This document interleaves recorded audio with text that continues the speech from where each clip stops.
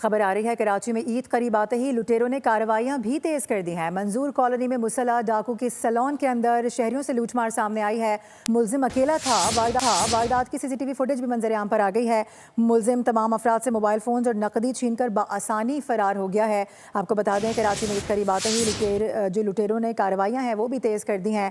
साथ ही आपको बताएं कि मंजूर कॉलोनी में मुसल्लह डाकू के सैलून के अंदर शहरियों से लूट मार की कुछ फुटेज है जो कि सामने आई है। मुलजिम अकेला बताया जा रहा है। वारदात की कुछ फुटेज है वो भी अपने नाज़रीन तक पहुंचाएंगे। मुलजिम तमाम अफराद से मोबाइल फ़ोन दे रहा है, नकदी छीनकर बआसानी फ़रार भी हो गया है। यकीनी तौर पर इस पर तफ्तीश का आगाज़ भी कर दिया गया होगा पुलिस की जानिब से, क्योंकि अब ऐसा वक्त है कि जब सैलून्स में रश होता है, ख़ास तौर पर अगर हम मेल सैलून्स की बात करें तो वहाँ पर बड़ा आसान होता है किसी को भी हदफ बनाना और अंदर एंटर होना बड़ा आसान हो जाता है। इस तरह के बड़े सारे मामलात जिस तरह के इवेंट्स होते हैं उस पर देखने को मिलते हैं। कराची में ईद करीब आते ही लुटेरों ने कार्रवाइयाँ तेज़ कर दी हैं।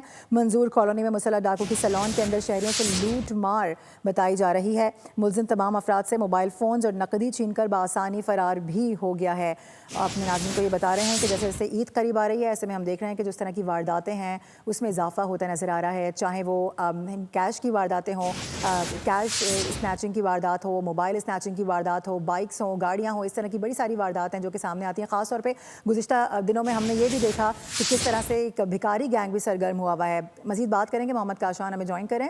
काशान, इससे मुतालिक बताएगा क्या सामने आ सका है?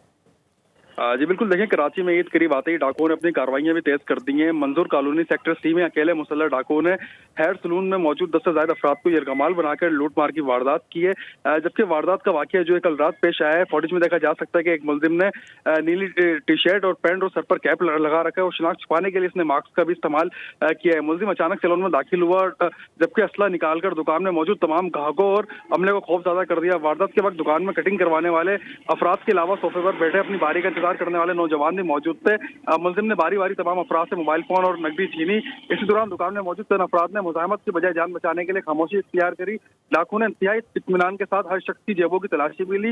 हैरानकुन तौर पर मुलजिम अकेला था और इतनी बड़ी तादाद में मौजूद लोगों को एक पिस्तौल के जोर पर बेबस करके बआसानी लूटमार करके फरार हो गया। पुलिस हुकाम का बताना है कि सीसीटीवी फुटेज मंजर आम पे आने के बाद मुलजिम की तलाश जो है वो शुरू कर दी गई है। ठीक है, कराची के आवाम के लिए ये अलमिया है, अपडेट कर रहे थे। बहुत शुक्रिया आपका काशान। सब्सक्राइब करें और बेल दबाएं ताकि कोई खबर रह न जाए।